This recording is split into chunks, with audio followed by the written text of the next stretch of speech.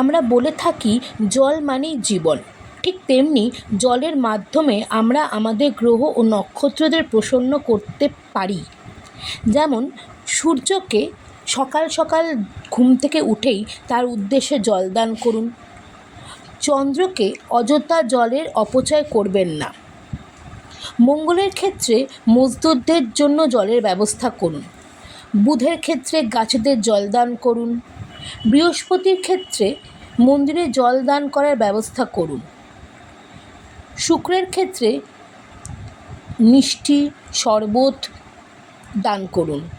শনির ক্ষেত্রে বৃদ্ধা আশ্রমে জল দান করার ব্যবস্থা করুন। রাহুর ক্ষেত্রে পাখিদের উদ্দেশ্যে প্রত্যেক দিন জলের ব্যবস্থা রাখুন। আর কেতুর ক্ষেত্রে বিড়াল ও কুকুরের উদ্দেশ্যে জলের ব্যবস্থা রাখুন। আরও অনেকেই অনেক কিছু বলতে পারেন বা জানেন, তবুও আমি আমার মত করে বলার চেষ্টা করলাম। ভালো লাগলে লাইক করবেন, শেয়ার করবেন আর পেজটিকে ফলো করবেন। ধন্যবাদ। আর কমেন্টে হর হর মহাদেব লিখতে ভুলবেন না।